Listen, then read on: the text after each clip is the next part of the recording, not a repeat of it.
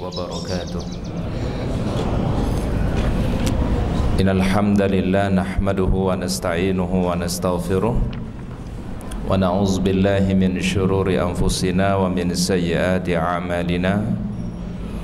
May yahdihillahu fala mudilla lahu wa may yudlil fala hadiyalah.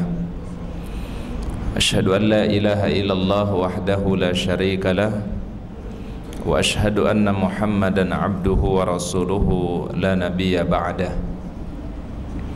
Allahumma salli wa sallim wa barik ala hadzal nabiyil karim nabiyina Muhammad ibn Abdillah wa ala alihi wa ashabihi wa man tabi'ahu bi ihsanin ila yaumiddin, amma ba'du. Raditu billahi rabban wa bil islami dinan wa bi Muhammadin sallallahu alaihi wasallam nabiyya. Subhanallah bihamdihi adada khalqihi wa ridha nafsihi wa zinata arshihi wa midada kalimatihi. Hadirin kaum muslimin, bapak-bapak dan ibu-ibu, jamaah salat maghrib Masjid Nurullah yang senantiasa dimuliakan dan dicintai oleh Allah Subhanahu wa taala.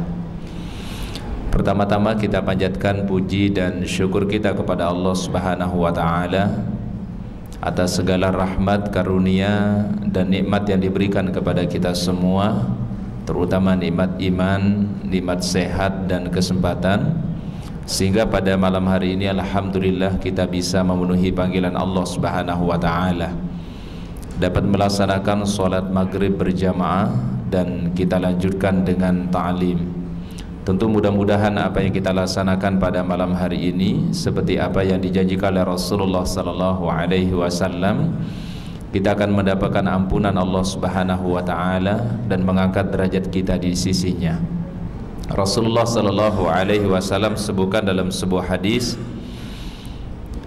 "Ala adullukum ala ma yamhu bihil khataya wa yarfa' bihid darajat." Maukah aku beritahukan kepada kalian semua sesuatu yang bisa menghapus kesalahan-kesalahan kita di sisi Allah dan juga bisa mengangkat derajat kita di sisi Allah Subhanahu wa taala. Kemudian para sahabat menjawab, "Bala ya Rasulullah." Dengan senang hati, wahai Rasulullah sallallahu alaihi wasallam. Kemudian Rasul mengatakan, yang pertama adalah isbaghul wudu 'alal makarih, menyempurnakan wudu walaupun dalam situasi yang berat. Kemudian yang kedua adalah kathratul khuta ilal masajid, langkah perjalanan kita menuju masjid-masjidnya Allah Subhanahu wa taala.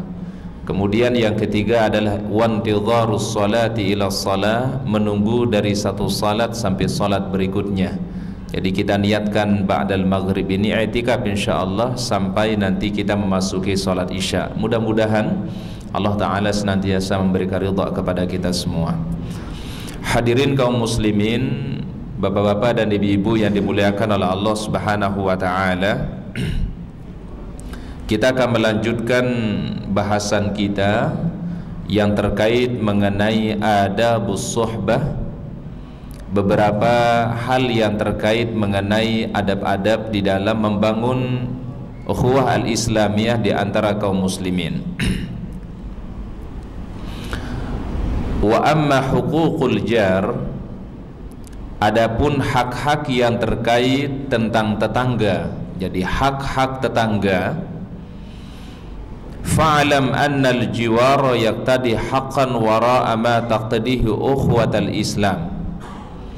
Sesungguhnya hak-hak tetangga itu memiliki kesamaan atau memiliki hak sama seperti haknya al-ukhuwah al-islamiyah, persaudaraan karena iman kepada Allah Subhanahu wa taala. Kalau kita memperhatikan bapak-bapak, ibu-ibu, tetangga itu di dalam bahasa Arab disebut dengan jarun, ya, jarun. Yang dimasukkan dengan jar adalah orang-orang yang berada rumahnya di dekat rumah kita, baik yang ada di hadapan kita atau yang ada di sisi sebelah kiri atau di sebelah kanan kita. Ini disebut dengan jarun, ya, disebut dengan apa, Pak? Jar, ya. Wajah fil hadis dan disebutkan di dalam hadis Rasulullah sallallahu alaihi wasallam, innal jirana thalatha, sesungguhnya tetangga itu terbagi menjadi tiga. Jarun lahu haqqun wahid, ada tetangga yang hanya memiliki satu hak, haqqun wahid. Wajarun lahu haqqani, dan ada tetangga kita yang memiliki dua hak. Wajarun lahu thalathatu huquq, dan di antara tetangga ada yang memiliki tiga hak. Jadi ini kita lihat nanti masing-masing bapak-bapak, ibu-ibu, ya, bagaimana kita membandingkannya dengan apa yang disebutkan oleh Rasulullah sallallahu alaihi wasallam, di mana tetangga itu dibagi oleh Rasulullah sallallahu alaihi wasallam menjadi tiga bagian. Ada satu tetangga yang mendapatkan satu hak saja, ada tetangga yang mendapatkan dua hak, dan ada tetangga yang mendapatkan tiga haknya. Fal jarul ladzi lahu thalathatu huquqin, adapun tetangga yang mendapatkan tiga hak, al-jarul muslim dzurrahimi, yaitu tetangga yang muslim dan ia memiliki hubungan kerabat dengan kita. Ini berapa haknya, Pak? Ada tiga bagiannya yang Allah Subhanahu wa ta'ala berikan. Kalau kita berbuat baik kepada tetangga yang dia adalah seorang muslim dan ia juga adalah bagian dari kerabat kita, ada hubungan silaturahim kita dengan dia, maka haknya ini mendapatkan tiga bagian, kata Rasulullah sallallahu alaihi wasallam. Bahkan apabila kita memberikan sedekah kepada tetangga kita tadi yang dia seorang muslim dan juga dialah bagian kerabat kita, maka Allah Ta'ala memberikan kebaikan adalah tiga sedekah atau tiga keutamaan. Pertama, haknya adalah hakul jiwar, ya, haknya adalah hak bertetangga, ya. Kemudian yang kedua, wa hakul Islam, dia pun mendapatkan hak sebagai seorang muslim. Apa di antara hak seorang muslim, Pak? Di antara muslim dengan muslim yang lain yang pernah kita bahas pada sebelumnya, misalnya adalah menjawab salam. Apabila saudara kita muslim mengucapkan salam, maka kewajiban kita adalah menjawab apa, Pak? Salam. Kemudian yang kedua, di antara haknya misalnya apabila dia mengundang kita dalam sebuah acara, maka kewajiban kita adalah untuk memenuhi undangan tersebut.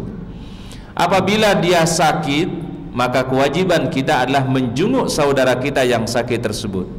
Apabila dia meninggal dunia, maka kewajiban kita adalah mengantarkan sampai ke pemakaman, ya. Nah, ini termasuk daripada kewajiban seorang muslim dan itu menjadi hak daripada saudara kita. Wa haqqur rahim, dan dia mendapatkan hak silaturrahim karena dia adalah hubungannya dengan kita, Bapak, kerabat, maka disebut dengan silaturrahim, orang-orang yang memiliki hubungan kerabat atau memiliki hubungan nasab dengan kita. Wa ammal ladzi lahu haqqani, adapun tetangga yang mendapatkan dua hak, fal jarul muslim, maka itu adalah tetangga kita yang muslim tetapi dia bukan merupakan kerabat kita. Ya, dia hanya seorang muslim, dia adalah mendapatkan dua hak, kata Rasulullah sallallahu alaihi wasallam. Pertama adalah lahu haqqul Islam, baginya mendapatkan hak sebagai seorang muslim, wa haqqul jiwar, dan hak sebagai apa, Pak? Tetangga al-jiwar. Wa ammal ladzi lahu haqqun wahid, adapun yang mendapatkan bagi tetangga itu satu hak, al-jarul musyrik, yaitu tetangga kita yang non muslim. Ini hadis disebutkan di dalam riwayat akhrajahul Hasan ibnu Sufyan wal Bazzar, dan juga diriwayatkan oleh Al-Bazzar. Yang menjadi pertanyaan kita bersama, bapak-bapak, ibu-ibu yang dimuliakan oleh Allah Subhanahu wa taala, mengapa Rasulullah sallallahu alaihi wasallam sangat memperhatikan mengenai hubungan tetangga ini? Kenapa Islam begitu menitik beratkan juga berbuat baik itu kepada tetangga? Kata para ulama, di antara hikmahnya adalah sesungguhnya tetangga itulah orang yang paling memiliki hubungan dekat dengan kita dari segi jarak, bukan dari segi nasab saja. Kalau dia memang bukan nasab kita atau bukan keturunan kita, keluarga kita, tetapi karena dia memiliki hubungan dekat dari segi tempat tinggal, maka dia pun memiliki hak yang begitu besar di sisi Allah Subhanahu wa taala. Bahkan dalam hadis sahih Rasulullah SAW mengatakan, mazala Jibril yusini bil jar. Aku ini senantiasa mendapatkan wasiat dari malaikat Jibril alaihi salam untuk selalu berbuat baik kepada siapa, Pak? Kepada tangga. Hampir-hampir seakan-akan tetangga itu mendapatkan warisan dari aku, kata Rasulullah sallallahu alaihi wasallam. Dan ini artinya adalah urusan bertetangga ini adalah urusan yang menjadi penting di dalam Islam. Kita bagaimanapun di dalam hidup bermasyarakat, kita tidak bisa hidup sendiri. Kita harus pandai-pandai melihat lingkungan yang ada di kiri kita, ada di kanan kita, yang ada di depan kita. Dan ketika kita melaksanakan sebuah kebaikan kepada tetangga kita, maka berarti kita sudah melaksanakan sunnah dari Rasulullah sallallahu alaihi wasallam. Bahkan sampai Rasul mengatakan di dalam hadis yang lain, man kana yu'minu billahi wal yaumil akhir fala yu'dhi jarahu. Barang siapa yang benar-benar beriman kepada Allah, benar-benar beriman kepada yaumil akhir, fala yu'dhi jarahu, maka jangan sekali-kali dia mengganggu tetangganya. Seseorang mungkin bisa mengganggu tetangganya dengan ucapannya, ya, dengan perbuatannya, atau membuat mungkin tetangga menjadi tidak betah, ya, membuat tetangga mungkin menjadi tidak kerasan. Dan ini ternyata adalah mukhalifun lil iman, bertentangan dengan keimanan yang dicontohkan oleh Rasulullah sallallahu alaihi wasallam. Berarti Islam adalah agama yang sangat memperhatikan hubungan hablum minan nas, ya, hablum minan nas. Mari kita melihat ada satu contoh yang luar biasa dari Rasulullah sallallahu alaihi wasallam. Ada seorang pemuda Yahudi, bapak-bapak, ibu-ibu, di zaman Rasulullah sallallahu alaihi wasallam. Dia tetangganya Rasulullah sallallahu alaihi wasallam dan juga biasa membantu Rasulullah, ya. Pada suatu hari pemuda Yahudi ini mengalami sakit, ya, mengalami sakit. Kemudian Rasulullah sallallahu alaihi wasallam mengunjungi pemuda ini yang biasa membantu Rasul. Kemudian Rasulullah sallallahu alaihi wasallam mengajak pemuda ini untuk beriman kepada Allah Subhanahu wa taala. Apa kata Rasulullah sallam? Qul la ilaha illallah. Wahai si fulan, wahai anak muda, ucapkanlah kalimat apa, Pak? La ilaha illallah. Yaitu diajak untuk beriman kepada Allah Subhanahu wa taala. Karena Rasul tahu betul ini, Pak, pada pemuda ini ada potensi untuk melakukan kebaikan dan ada potensi dia menjadi orang yang beriman kepada Allah Subhanahu wa taala. Makanya Rasul tawarkan untuk dia ucapkan kalimat apa? La ilaha illallah. Kemudian pemuda ini dia menoleh kepada bapaknya, ya, karena waktu dia sakit didampingin oleh orang tuanya. Dia menoleh kepada bapaknya, seakan-akan tolehan ini atau dia menoleh seakan-akan meminta persetujuan dari orang tua. Maka apa kata bapaknya? Ya bunayya ati Abul Qasim. Wahai ananda, wahai anakku, kata bapaknya, ikutilah apa yang diucapkan oleh Abul Qasim, yaitu Rasulullah sallallahu alaihi wasallam. Dan pemuda ini Masya Allah, dia ucapkan kalimat tauhid, kalimat la ilaha illallah. Setelah itu Rasulullah sallallahu alaihi wasallam meninggalkan rumah pemuda ini. Di luar rumah beliau ucapkan apa, Pak? Alhamdulillahilladzi anqadha hadzal rajul minan nar. Segala puji bagi Allah Ta'ala yang telah menyelamatkan pemuda tadi minan nari, dari api neraka. Artinya cara yang baik, akhlak yang baik ini ternyata bisa merespon atau direspon dengan cara yang baik. Termasuk bagaimana akhlak Rasulullah sallallahu alaihi wasallam yang ujungnya alhamdulillah membawa hidayah bagi orang lain. Dan kita semua bisa lakukan, Bapak Ibu, ya. Islam ini saatnya sekarang inilah memberikan contoh. Islam ini saatnya sekarang ini memberikan adalah sesuatu yang memang dicontohkan oleh Rasulullah sallallahu alaihi wasallam, dan terutama adalah pada perkara-perkara yang disebut dengan akhlakul karimah, Yang sifatnya apa Pak? Akhlak. Ya dicontohkan oleh Rasulullah SAW. Bagaimana Rasul bertetangga, bagaimana Rasulullah SAW bersikap kepada orang yang lebih tua, bagaimana Rasul mencontohkan kepada yang lebih muda. Dan ini semua adalah dalam rangka untuk mendapatkan ridha Allah Subhanahu wa taala. Dan kita tidak tahu Bapak Ibu, bisa jadi orang mendapatkan hidayah karena akhlak kita. Bisa jadi orang mendapatkan kebaikan itulah karena akhlak kita, bukan karena mungkin kita berbicara secara langsung kepada yang bersangkutan, tapi karena mungkin melihat apa Pak? Sesuatu akhlak yang baik yang kita contohkan di dalam kehidupan ini. Oleh karenanya Islam ini harus menjadi adalah bagian sesuatu yang ada di dalam kehidupan kita. Ini baru menjadi sebuah nilai Islam yang sesungguhnya. Aisyah radhiyallahu anha ketika ditanya oleh para sahabat, ya Aisyah radhiyallahu anha, bagaimana akhlaknya Rasulullah sallallahu alaihi wasallam?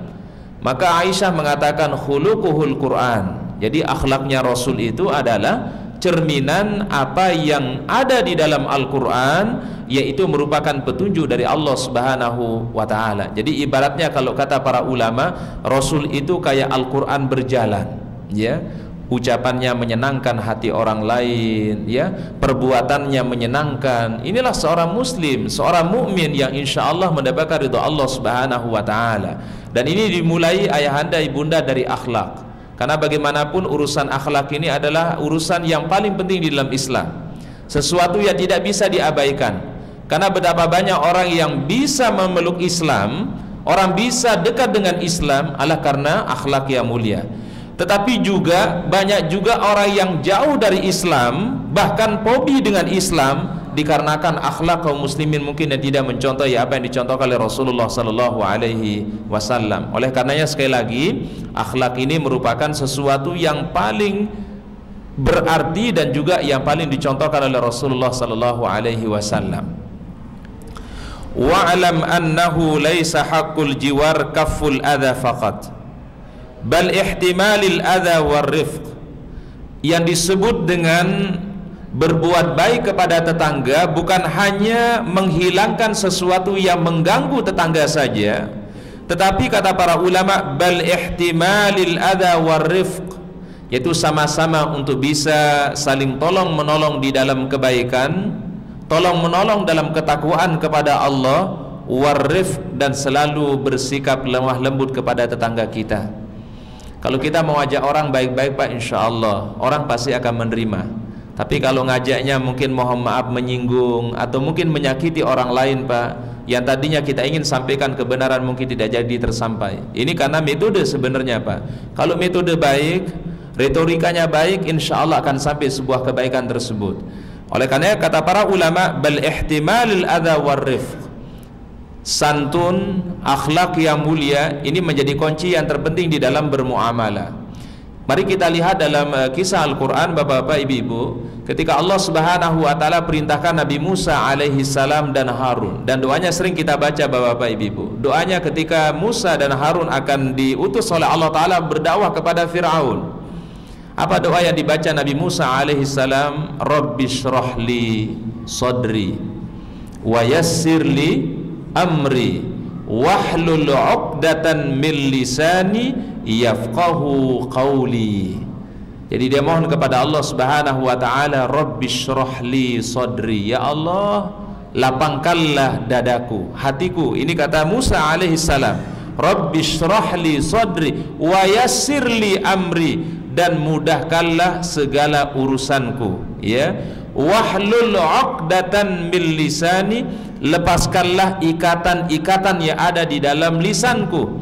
Karena Musa alaihi salam khawatirnya kalau berbicara itu tidak lancar Pak. Makanya dia mohon kepada Allah, wahlul 'uqdatan min lisani yafqahu qawli, agar mereka memahami apa yang aku ucapkan. Dan Allah Subhanahu wa taala memerintahkan kepada Musa alaihi salam dan kepada Harun, faqula lahu qawlan layyina. Wahai Musa, wahai Harun, ucapkanlah kepada Fir'aun itu ucapan yang lemah lembut, ucapan yang santun. Bayangkan Nabi Musa, bapak-bapak, ibu-ibu, menghadapi Fir'aun, orang yang telah jelas mengatakan aku ini Tuhan yang paling tinggi, udah jelas kufur kepada Allah Subhanahu wa ta'ala. Tetapi Allah Ta'ala memerintahkan Nabi Musa untuk berbicara di hadapan Fir'aun dengan ucapan yang baik, ucapan yang lemah lembut, ucapan yang santun. Apalagi kalau kita ini bapak-bapak ibu-ibu berhadapan dengan saudara kita kaum muslimin, maka jauh lebih berhak saudara kita Pak untuk kita sampaikan dengan cara yang baik, kita sampaikan dengan cara yang santun, dengan cara yang bijaksana. Dan inilah contoh dari Al-Quran yang Allah Ta'ala contohkan. Jadi kepada Fir'aun saja Nabi Musa disuruh apa Pak? Disuruh apa Pak? Santun. Ya, Fir'aun itu Pak, mohon maaf Pak, orang yang kafir kepada Allah Subhanahu wa Ta'ala. Apalagi mohon maaf kalau saudara kita kaum muslimin, apalagi satu akidah Pak, maka kewajiban kita adalah berdakwah dengan cara yang santun, dengan cara yang lemah lembut, dan inilah yang akan sampai kepada kaum muslimin. Dakwah yang baik, dakwah yang bijak. Ud'u ila sabili rabbika bil hikmah wal mau'izatil hasanah wajadilhum billati ahsan. Ini Allah Subhanahu wa Ta'ala memberikan kita panduan, ya, wad'u ila sabili rabbika. Apabila engkau mengajak orang lain kepada jalan Allah Subhanahu wa Ta'ala, maka pertama ajalah bil hikmah, dengan cara yang bijaksana, dengan ucapan yang santun, ucapan yang ramah. Kemudian wal mau'izatil hasanah, dengan nasihat yang baik. Ya, termasuk mohon maaf ayahanda ibunda kita waktu berkeluarga juga, pas kita berhadapan dengan istri kita, ketika kita mau nasihati istri kita, mohon kita nasihati dengan cara yang baik, dengan cara yang lemah lembut, dengan cara yang santun. Dan bahkan kata Rasulullah SAW, khairukum khairukum li ahlihi wa ana khairukum li ahli. Jadi orang yang paling baik, suami yang paling baik itu kata Rasul adalah yang paling baik untuk keluarganya. Ya, siapa yang paling santun kepada istrinya, yang bersikap lemah lembut kepada istrinya, insya Allah dialah suami yang terbaik. Khairukum khairukum li ahlihi. Dan Rasul katakan Pak, wa ana khairukum li ahli. Aku ini adalah orang yang paling baik terhadap istriku, kata Rasulullah sallallahu alaihi wasallam. Jadi aspek kehidupan ini memang tidak bisa diabaikan sebagai pelengkap ibadah kita hablum minallahi ta'ala. Ud'u ila sabili rabbika bil hikmah wal mau'izatil hasanah wajadilhum billati ahsan. Dan apabila engkau memang harus memujadalah mereka, harus melakukan diskusi dengan mereka, coba kita perhatikan ayat Pak, dikatakan wajadilhum billati ahsan. Kalau kita mau berdiskusi, maka diskusilah dengan cara yang lebih baik, bil ahsan, firman Allah Subhanahu wa Ta'ala. Jadi karena orang kalau mau menyampaikan sesuatu kan Pak harus melihat apa Pak? Melihat audiens, melihat maudu'ud da'wah. Karena kalau maudu'ud da'wah ini kita tidak perhatikan Pak, mohon maaf, ini akan banyak terjadi kegagalan di dalam berdakwah. Ya, kalau kita tidak memperhatikan objek dakwah kita. Karena jamaah yang namanya orang kan bisa bervariasi pemahamannya, bisa bervariasi. Mungkin latar belakang pendidikan bisa bervariasi. Mungkin terkait juga kebiasaan-kebiasaan mungkin ada yang berbeda. Maka seorang yang menyampaikan kebenaran harus menyampaikan dengan cara yang bijak, yaitulah yang dicontohkan oleh Rasulullah sallallahu alaihi wasallam. Wabtida'il khair, dan ia harus selalu memulai kebaikan untuk tetangganya. Jadi kita jangan sampai menunggu kebaikan dulu ayahanda ibunda, tapi kita yang memulai kebaikan. Karena orang yang paling baik itu adalah Pak, orang yang memulai kebaikan, bukan orang yang menunggu sebuah kebaikan. Ya Pak ya. Ya termasuk sama kita sebagai suami juga Bapak Ibu. Jangan nunggu istri kita baik dulu baru kita baik, enggak. Justru kita harus memulai Bapak, mulai baik terhadap istri kita, insya Allah nanti istri kita, pasangan kita akan melakukan sikap yang sama kepada kita. Kita harus menjadi yang memulai dulu Pak, ibda. Oleh karenanya Rasul mengatakan ibda binafsika wa biman ta'ul. Awalilah dulu dari dirimu, kemudian kepada orang-orang yang menjadi tanggung jawabnya. Berarti harus kita mulai dari mana Pak? Dari diri sendiri Pak. Orang tidak bisa berubah Pak kalau tidak dari diri sendiri. Ya ayyuhalladzina amanu qu anfusakum wa ahlikum nar. Wahai orang-orang yang beriman, jagalah dirimu dan juga keluargamu naron, dari siksa api neraka. Jadi yang mulai memperbaiki diri siapa Pak? Harus kita diri sendiri dulu Pak ya. Wa btida'il khair wa ayyabda ajarahu bisalam, dan hendaklah dia memulai mengucapkan salam kepada tetangganya Pak. Dan yang sering kami sampaikan bapak-bapak ibu-ibu, salam ini adalah sesuatu yang memiliki rahasia yang luar biasa Pak. Salam ini selain dia adalah doa kepada kaum muslimin, doa kita kepada saudara kita kaum muslimin, ternyata salam ini bisa mengikat hati kita. Salam ini bisa akan menjadikan hubungan antara kaum muslimin dengan muslimin yang lain menjadi baik, Pak. Dan ini kata Rasulullah SAW, Pak, dalam sebuah hadis, ala adullukum ala amalin idza fa'altum tahabbtum. Maukah aku tunjukkan antara kalian sesuatu yang apabila kalian melakukannya akan menumbuhkan rasa cinta di antara kalian. Dan ini Rasulullah SAW mengatakan, Pak, sebuah rahasia besar. Kemudian kata para sahabat, ya Rasul, kami senang untuk mendengarkannya. Maka Rasul mengatakan, absus salam bainakum, mohon sebarkanlah salam di antara kaum muslimin. Mohon maaf, Pak, tanpa melihat dia dari organisasi mana, tanpa melihat dia dari kelompok majelis ta'lim mana. Selama dia adalah kaum muslimin, kita tahu dia seorang muslim, kita tahu dia adalah saudara kita kaum muslimin, maka ini menjadi rahasia dari Rasulullah SAW untuk menumbuhkan kasih sayang di antara kaum muslimin. Paling kurang, Pak, minimal, Pak, ketika kita sama-sama datang ke masjid, ya, kita ketemu dengan jamaah, sapaan yang terbaik itu tidak ada lain adalah mendoakan saudara kita kaum muslimin, assalamualaikum. Kita lihat kalau kita duduk di masjid, kiri kanan kita ucapkan assalamualaikum ke yang ke kanan atau yang ke kiri atau yang ada di depan kita, di belakang kita. Dan ini ternyata Masya Allah, kata Rasulullah SAW, akan menumbuhkan kasih sayang di antara kaum muslimin. Tidak ada ucapan yang paling benar, Pak, kecuali ucapan Rasulullah SAW. Tetapi ketika sunnah ini menjadi sunnah yang ditinggalkan oleh umat Islam, mohon maaf, Pak, tidak akan pernah tercipta yang namanya kasih sayang di antara kaum muslimin. Tidak akan pernah terjadi persatuan di antara kaum muslimin. Dan tidak akan pernah terjadi yang namanya saling mencintai karena Allah Ta'ala apabila kita meninggalkan suatu sunnah yang diajarkan oleh Rasulullah SAW. Tadi sunnahnya apa, Pak? Ucapkan assalamualaikum. Dan ini amalan sederhana, Pak, tetapi berat timbangannya di sisi Allah Subhanahu wa Ta'ala. Ucapan assalamualaikum. Dan kita jadikan salam ini harus menjadi habit kita bersama, Pak, kebiasaan kaum muslimin. Toh kita ngucapin salam ini selain berpahala, Pak, kita telah mendoakan saudara kita dengan kebaikan dan kita mendapatkan doa yang lebih baik. Waalaikumsalam warahmatullahi wabarakatuh. Dan ini ternyata nanti pada hari kiamat, Pak, akan menjadi ucapan ahlul jannah. Da'wahum fiha subhanakallahumma wa tahiyyatuhum fiha salam wa akhiru da'wahum anil hamdulillahi rabbil alamin. Jadi ucapan ahlul jannah, ahlul jannah itu artinya apa, Pak? Penghuni-penghuni surga nanti hari kiamat, Pak, da'wahum fiha subhanakallahumma, kekaguman mereka terhadap nikmat-nikmat surga, wa tahiyyatuhum fiha salam, dan sambutan di antara mereka, sapa di antara mereka ucapan apa, Pak? Salam. Wa akhiru da'wahum anil hamdulillahi rabbil alamin. Penghujung setiap permohonan itu adalah ucapan alhamdulillahi rabbil alamin. Jadi nanti insyaallah kita semua, Bapak, Ibu-ibu, Allah Ta'ala mudah-mudahan takdir kita semua menjadi orang-orang menjadi ahlul jannah. Maka tegur sapa di antara kita nanti pada hari kiamat sesuai dengan firman Allah Ta'ala, udah ucapan salam, assalamualaikum. Ini makanya kata para ulama, Pak, kalau membuka ceramah atau khutbah selalu dikatakan tahiyyah min ahlil jannah, sebuah ucapan dari penghuni-penghuni surga, yaitu ucapan apa, Pak? Assalamualaikum. Nah sekarang ini mohon maaf, Pak, kebiasaan salam ini kita sekarang ini sudah mulai masuk di dalam pengaruh-pengaruh orang-orang di luar Islam. Orang di luar Islam itu, Pak, pasti tidak ingin ucapan salam ini menjadi ucapan yang biasa di antara lisan kaum muslimin.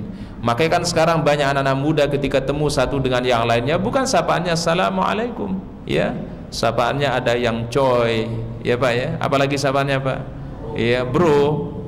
Padahal kita punya ucapan yang terbaik, Pak, assalamualaikum. Dan mohon maaf tadi ucapan-ucapan tadi, Pak, dijadikan sebuah ucapan keakraban gitu, Pak, ya, ucapan yang kayak mendekatkan seorang dengan yang lain, Pak. Padahal kita punya ucapan yang terbaik, Pak, yang jelas pertama, Pak, berpahala.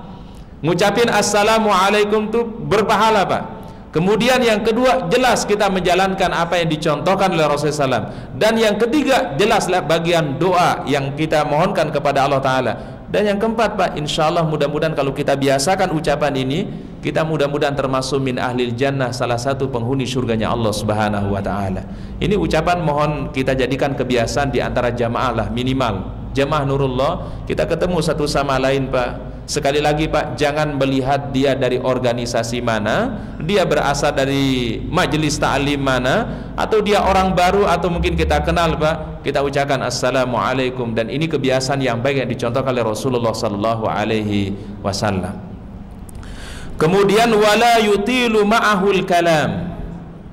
Kita tidak dianjurkan untuk memperpanjang berbicara dengan tetangga kita Pak. Ya mohon maaf Pak, kan mungkin tetangga ada hajatnya, ada keperluannya. Dan ini termasuk ada dalam bertamu juga ayahanda ibunda. Kalau kita bertamu Pak, kalau sudah selesai yang menjadi hajat kita, keperluan kita Pak, maka sebaiknya jangan memanjangkan apa Pak? Pembicaraan, ya. Kecuali mungkin Pak kalau kita bertamu sama keluarga gitu Pak ya. Kalau keluarga kan beda ceritanya Pak kalau sama keluarga, karena namanya keluarga kita Pak ya. Mungkin kita terkadang sambil ngobrol, sambil apa duduk-duduk gitu Pak ya. Atau mungkin kita sambil baring-baring, itu kalau namanya keluarga Pak. Tapi kalau mungkin sama orang yang tidak ada hubungan kerabat dengan kita, tidak ada hubungan silaturahim dengan kita, maka sebaiknya tidak memperpanjang apa Pak?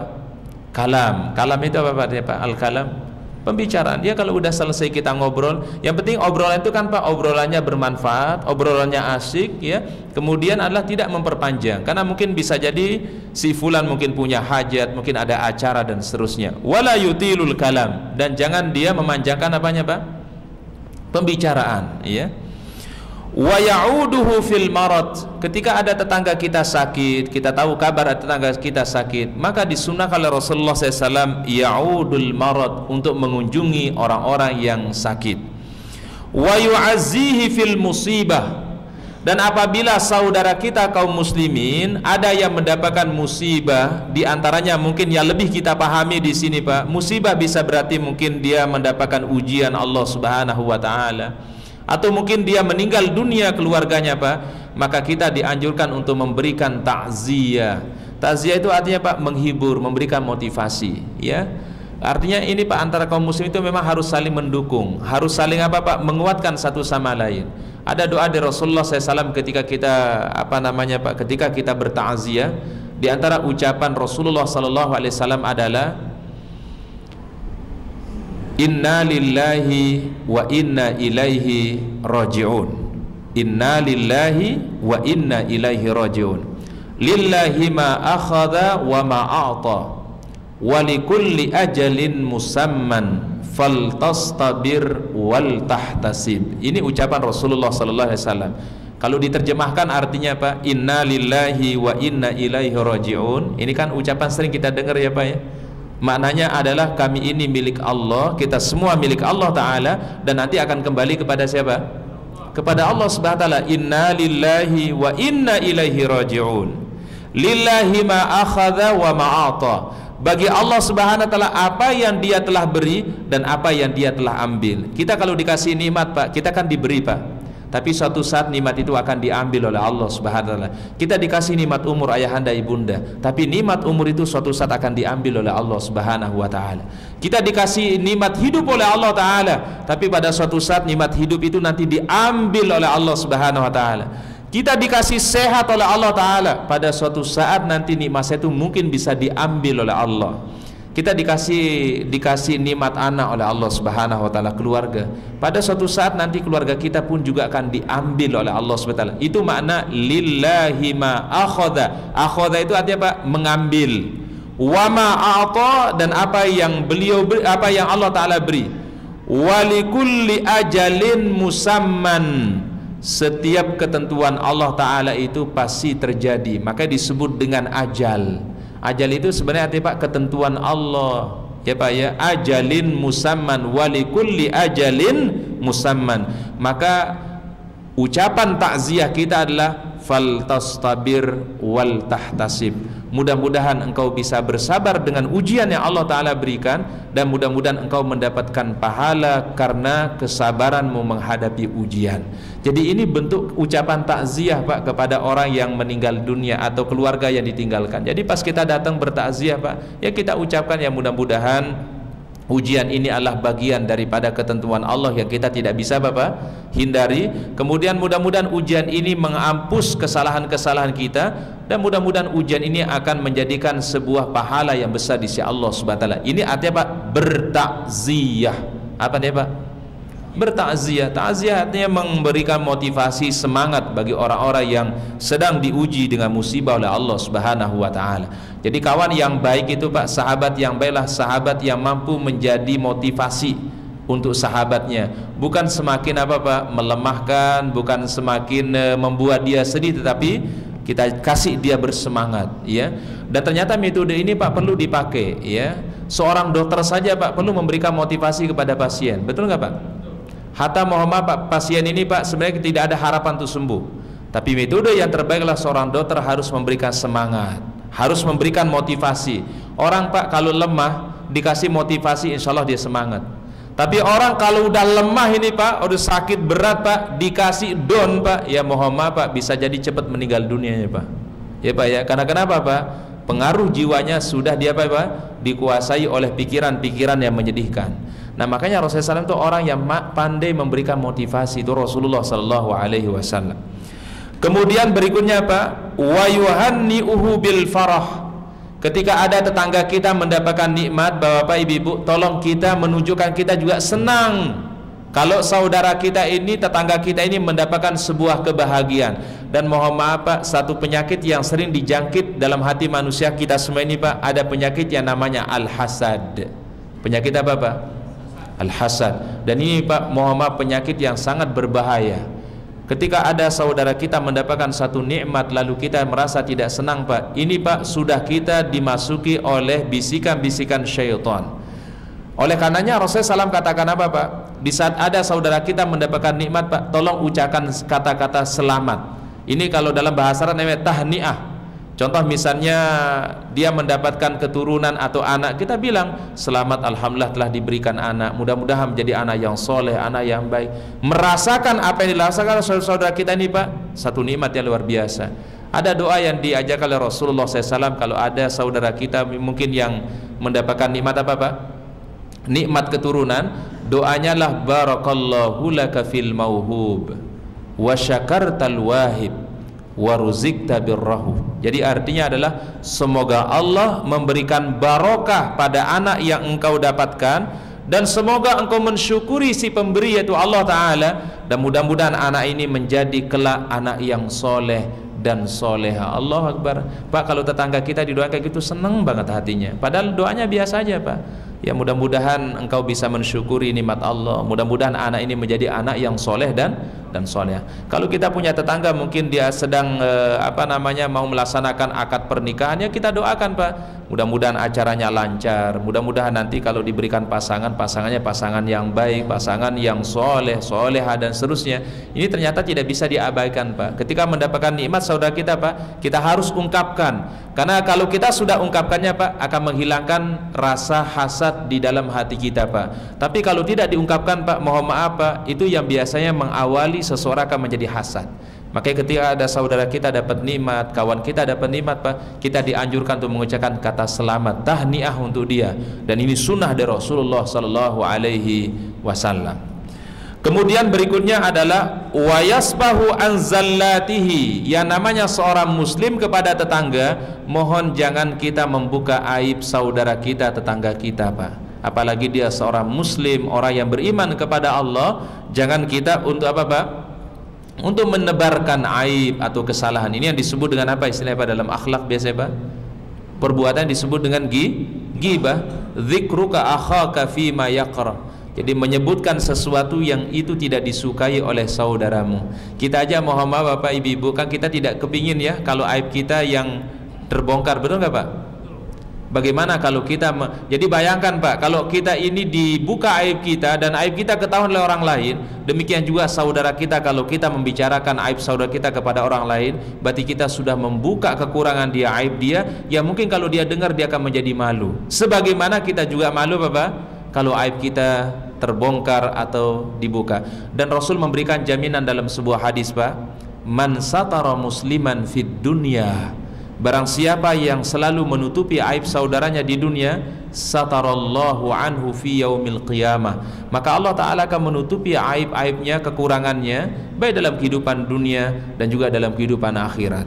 Nah, ini adalah salah satu rahasia yang disebutkan oleh Rasulullah SAW, dan mudah-mudahan kita semua bisa menjaga apa yang menjadi petunjuk dari Rasulullah SAW, terutama di dalam membangun hubungan hablum minan nas, hubungan sesama kaum muslimin, ukhuwah Islamiyah.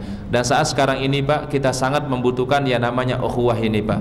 Ya, kita ini umat Islam Pak, jumlah besar, jumlah banyak, tetapi kita lemah dari segi ukhuwah. Kita lemah dari segi apa Pak? Ukhuwah, persaudaraan, menjaga persaudaraan karena keimanan kepada Allah Subhanahu wa taala. Dan musuh-musuh Islam Pak, a'daul Islam, tidak bisa melemahkan umat Islam dari luar Pak, tetapi bisa melemahkan umat Islam ini Pak dari dalam. Gimana caranya? Diciptakanlah perbedaan-perbedaan, permusuhan-permusuhan di antara kaum muslimin. Nauzubillah. Ini harus kita sadari bersama Pak. Musuh-musuh Islam itu sedang menggerogoti kita semua Pak. Ingin dilemahkan umat Islam ini dari dalam Pak. Ya, at-tashdid fi ma bainahum.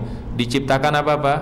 Perpecahan, perbedaan dan seterusnya di antara kaum muslimin. Mudah-mudahan Allah Ta'ala menjaga hati kita semua. Allahumma ablib baina qulubina. Semoga Allah Ta'ala menyatukan hati kaum muslimin, hati orang-orang beriman insyaallah dengan tauhid kepada Allah Subhanahu wa Ta'ala.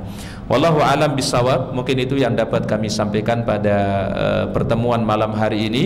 Ya, mungkin sebelum Isya ada yang ingin disampaikan, mungkin ada waktu sekitar 4 atau 5 menit.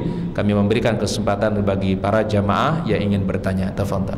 Silakan ayahanda.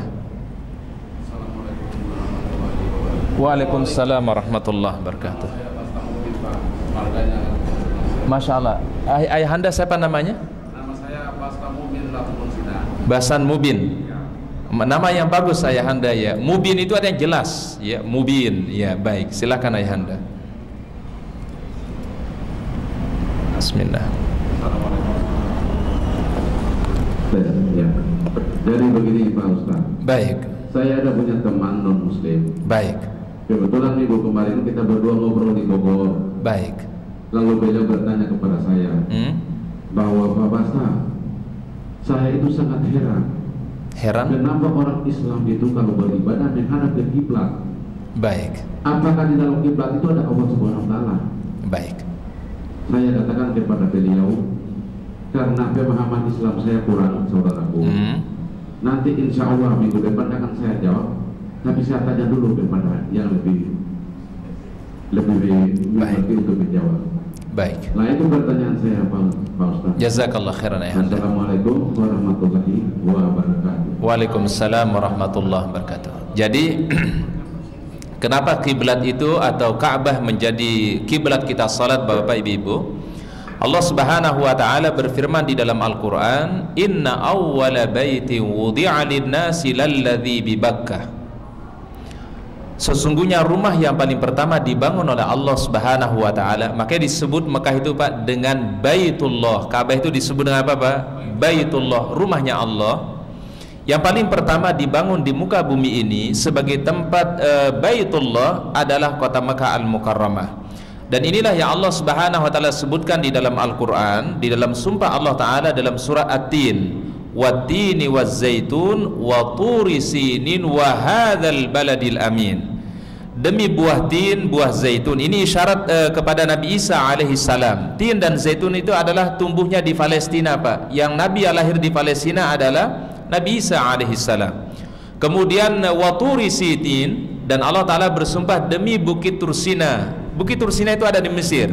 Sumpah Allah taala kepada Nabi Musa alaihi salam, karena bukit Tursina itu ada di Mesir. Wa hadzal baladil amin, dan demi negeri yang aman yaitu Mekah Al-Mukarramah dilahirkan Rasulullah sallallahu alaihi wasallam. Oleh karenanya Pak, dari 3 nabi ini Pak melahirkan sebuah agama yang besar di dunia. Nabi Isa alaihi salam, kemudian Nabi Isa, kemudian Nabi Musa alaihi salam, dan yang ketiga Nabi Muhammad sallallahu alaihi wasallam. Wat-tini waz-zaitun wa turi sinin wa hadzal baladil amin. Jadi ini yang pertama, bahwasannya Baitullah atau rumah yang paling pertama untuk beribadah kepada Allah taala itu adalah di mana Pak? Mekah Al-Mukarramah. Dulu kalau kita baca dalam sejarah Pak, pernah dulu kiblat kaum muslimin, di awal kaum muslim itu kiblatnya bukan mengarah ke Ka'bah. Betul ya Pak ya? Itu kan mengarahnya kepada Baitul Maqdis, ya Palestina, Al-Aqsa Pak. menjadi kiblat pertama kaum muslimin. Kemudian karena ada pembicaraan yang tidak baik di antara orang-orang Yahudi tentang Rasulullah SAW dan para sahabat, mereka mengatakan, itu lihat Muhammad dan para sahabatnya, mereka mengikuti kiblat kita. Oleh karena Rasulullah SAW selalu berdoa kepada Allah Subhanahu Wa Taala agar dipindahkan kiblat itu dari Baitul Maqdis menuju Ka'bah Baitullah. Allah Subhanahu Wa Taala berfirman dalam Al-Quran, "Fawalli wajhaka syatral masjidil haram." Ya, maka palingkanlah atau arahkanlah wajahmu menuju Masjidil Haram. Masjidil Haram itu mana, Pak? Mekah Al-Mukarramah, Ka'bah di situ, Pak. Maka itulah yang menjadi sebab perpindahan Ka'bah dari Baitul Maqdis menuju Ka'bah Baitullah. Setelah itu, Pak, dari semenjak itu kaum muslimin sholatnya selalu menuju Ka'bah atau Baitullah. Nah, di Madinah itu ayahanda ada masjid yang disebut dengan Masjid Qiblatain. Karena para sahabat menghadap sholatnya, 2 rakaat pertama menghadap ke Baitul Maqdis, dan rakaat yang kedua berikutnya lah menghadap ke Ka'bah atau ke Baitullah. Oleh karenanya masjid ini ayahanda sampai sekarang disebut dengan apa namanya, Pak? Dengan sebut Masjid Qiblatain. Ini mungkin beberapa rahasia yang pertama. Kemudian yang kedua, mengapa harus Ka'bah atau Baitullah yang menjadi kiblat? Karena ternyata kata para ulama, Pak, dia merupakan jantungnya bumi ini, Pak. Kalau diukur, Pak, ke arah utara, ke arah selatan, ke arah timur dan barat, itu akan berpusat pada Ka'bah Baitullah. Ya, Pak, ya, akan berpusat di mana, Pak? Ka'bah atau Baitullah ini. Kemudian yang ketiga adalah sesungguhnya Ka'bah ini diberikan sebuah keistimewaan oleh Allah Subhanahu Wa Taala. Siapa saja yang mendatangi Baitullah untuk melakukan tawaf, melakukan apa, Pak? Tawaf. Dan tawafnya Muhammad, Pak, dimulai dari Hajar Aswad dan berakhir di mana, Pak? Hajar Aswad. Dilakukannya 7 kali. Dan tawaf itu, Pak, simbol ketundukan kepada Allah Subhanahu Wa Taala. Seakan-akan di situ adalah simbol tauhid, Pak. Berpusat kepada satu titik, Pak. Dimulai dari Hajar Aswad dan berakhir di mana, Pak? Hajar Aswad. Dan ternyata, Pak, seluruh makhluk di alam semesta ini, Pak, melakukan yang namanya tawaf, Pak. Dan tawaf itu, Pak, melawan arah jarum jam. Betul nggak, Pak? Kalau jarum jam kan, Pak, dari 12 kemana, Pak? Ke 1, Pak, ya. 12, 1, 2, 3 dan seterusnya, Pak. Tetapi kalau tawaf itu Muhammad ayahanda 12, 11, 10, kemudian baru kemana, Pak? Balik ke 12. Jadi posisinya ini sini, Pak, dari sini ke kiri, Pak. Kalau jam kan biasa di mana, Pak? Kanan. Dan ternyata tawafnya seluruh yang ada sel dalam tubuh kita ini, Pak, mengikuti proses persis dengan apa, Pak? Dengan tawaf orang-orang yang tawaf. Dan tawaf ini, Pak, insyaallah ila akhiri yaumil qiyamah, sampai datangnya yaumul qiyamah, Pak, orang terus akan bertawaf. Rasulullah SAW mengatakan, janganlah larang manusia untuk bertawaf di Baitullah, di rumahku ini, baik di siang hari, di malam hari, tidak ada orang yang tidak bertawaf. Dan ini, Pak, simbol tauhid kepada Allah Subhanahu Wa Taala. Kalau ditanya di mana zatnya Allah Taala, tentu Allah Taala bukan di Ka'bah, tetapi Allah Ta'ala itu berada thumma stawa 'alal arsy. Allah Subhanahu Wa Ta'ala berada di arsy-Nya. Dan Allah Ta'ala maha besar, maha kuasa. Allahu Akbar. Kursinya Allah Ta'ala saja, Pak, disebutkan dalam Al-Quran, wasi'a kursiyuhus samawati wal ard. Kursinya Allah Ta'ala lebih luas dari apa, Pak? Langit dan bumi. Ketika para sahabat bertanya, ya Rasul, bagaimana perbandingan antara kursi dengan arsy? Maka Rasul menjawab, seperti seorang melempar satu habbah. Habbah itu ada biji, Pak, di sebuah padang pasir yang luas. Kursi itu adalah biji, sedangkan arsy itu adalah padang pasir yang begitu luas tadi. Itulah maha besarnya Allah Subhanahu Wa Taala. Wallahu a'lam bishawab. Jadi Ka'bah itu bukan di situ zat Allah Taala, tapi dialah simbol tauhid kepada Allah Subhanahu Wa Taala. Dan semua arah solat kita tertuju kepada satu titik ini, yaitu kepada Ka'bah Baitullah. Wallahu a'lam bishawab. Baik, ada habis waktunya? Baik. Jazakallah khairan, mudah-mudahan memberikan faedah untuk kita semua. Mungkin jamaah yang mau bertanya sabar, insyaallah di kesempatan mendatang insyaallah, ya. Baik, doa kami buat ayahanda semua dan juga untuk semua jamaah, mudah-mudahan sehat, barokah, dan semoga kita diberikan keistiqomahan oleh Allah Subhanahu Wa Taala. Kita tutup dengan doa kafaratul majlis. Subhanakallahumma bihamdika, asyhadu an la ilaha illa anta, astaghfiruka wa atubu ilaik. Assalamualaikum warahmatullahi wabarakatuh.